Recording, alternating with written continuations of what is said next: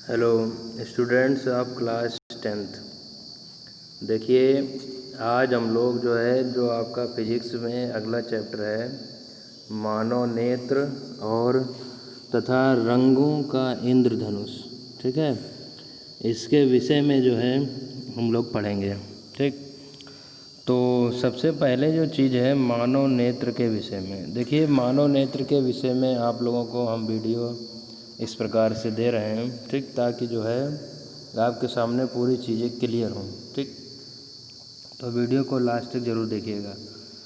देखिए मानव नेत्र क्या है। मानव नेत्र का फिगर आपके स्क्रीन पर आ रहा होगा। इसमें फिगर में क्या बताया गया, देखिए एक नेत्र बना है और नेत्र में क्या है कि इसके कुछ पार्ट्स बताए गए हैं। ठीक, अब देखिए पार्ट्स में क्या क्या चीज़ें हैं वो हम पढ़ रहे हैं। आप देखिएगा, इसमें पहली चीज़ दी गई है रचना।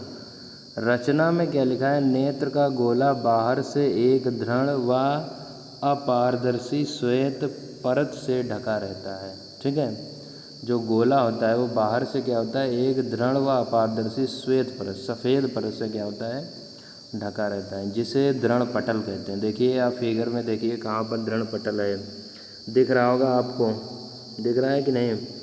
तो दृढ़ पटल समझ गए। ठीक, ये रचना के विषय में हो रहा है। फिर है कि गोले के सामने का भाग पारदर्शी तथा उभरा हुआ होता है, जिसे कॉर्निया कहते हैं। कॉर्निया देखिए आप लोग कहाँ पर है कि गोले के सामने का भाग पारदर्शी और उभरा हुआ होता है।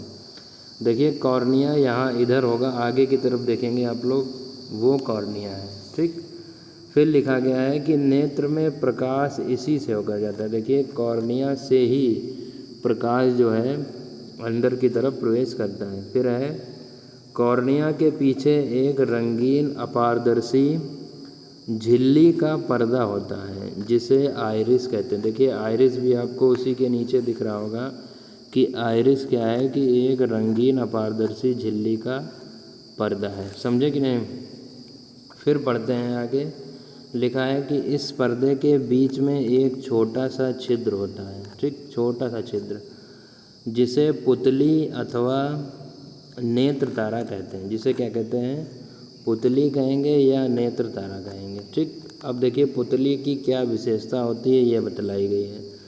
पुतली की एक विशेषता यह होती है कि यह अधिक प्रकाश में अपने आप छोटी तथा अंधकार में अपने आप बड़ी हो जाती है। ठीक है, तो पुतली की ये एक विशेषता होता है कि अगर प्रकाश में जाएगी तो वो बड़ी हो जाएगी और अंधकार में आएगी वो छोटी हो जाती है। ठीक, प्रकाश की सीमित मात्रा में ही नेत्र प्रवेश कर पाती है। ठीक, अब बात आती है नीचे अगले पैराग्राफ में देखेंगे, आइरिस के ठीक पीछे नेत्र लेंस होता है। आइरिस के ठीक पीछे देखिए नेत्र लेंस लगा होगा। यहाँ पर आइरिस है, वहाँ पर देखिए बीच में लेंस लिखा है, वो नेत्र लेंस है। इस लेंस के पिछले भाग की वक्रता त्रिज्या छोटी तथा अगले भाग की बड़ी होती है। ठीक है, ये चीज़ है।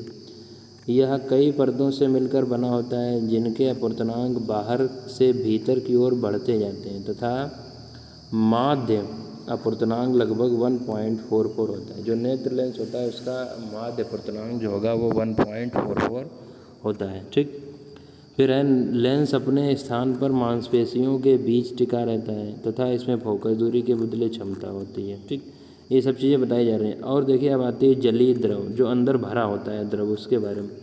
कॉर्निया तथा नेत्र लेंस के बीच एक नमकीन पारदर्शी द्रव भरा होता है, जिसे जलीय द्रव कहते हैं। इसका अपूर्णांक सब लोग याद कर लीजिए 1.336 होता है। ठीक, फिर बात आती है नेत्र लेंस के पीछे एक अन्य पारदर्शी द्रव होता है, जिसे कांच द्रव कहते हैं। इसका भी अपूर्णांक उसके ही बराबर होता है। समझ रहे हैं।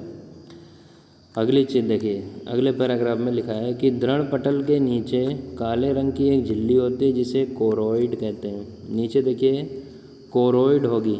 ठीक है, क्या लिखा है कि दृढ़ पटल के नीचे काले रंग की, जो दृढ़ पटल होगा, दृढ़ पटल देखिए ऊपर होगा, उसके नीचे जो झिल्ली उसको कोरोइड कहते हैं। ठीक है, इस झिल्ली के नेत्र में सबसे भीतर एक पारदर्शी झिल्ली होती है, जिसे रेटिना या दृश्य पटल। देखिए रेटिना बहुत ही इम्पोर्टेंट है।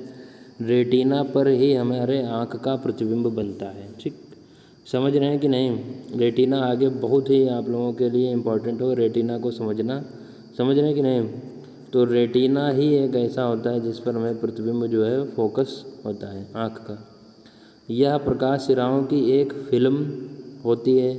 ये सिराएं वस्तुओं के प्रतिबिंबों के रूप में रंग तथा आकार का ज्ञान मस्तिष्क तक पहुंचाती हैं। जिस स्थान पर प्रकाश सिरा रेटिना को छेद कर मस्तिष्क में जाती है, उस स्थान पर प्रकाश का कोई प्रभाव नहीं पड़ता है और इस स्थान को अंध बिंदु कहते हैं। अंध बिंदु कहते हैं। देखिए अंध बिंदु भी दर्शाया गया होगा फिगर में, आप लोग देख सकते हैं। इसका क्या करना है, आप लोगों को फिगर बनाना है और फिगर बनाने के साथ साथ में जो मेन पॉइंट होंगे वो इसमें आपको लिखने होंगे, ठीक है। फिर है रेटिना के बीचों बीच एक पीला भाग होता है जहाँ पर प्रतिबिंब सबसे अधिक स्पष्ट दिखाई देता है, जिसे पीत बिंदु कहते हैं। देखिए पीत बिंदु जो है रेटिना और अंध बिंदु के, देखिए इसमें बीच में बनाया गया है, वो इसका क्या है, पीत बिंदु, पीला भाग होता है, ठीक है।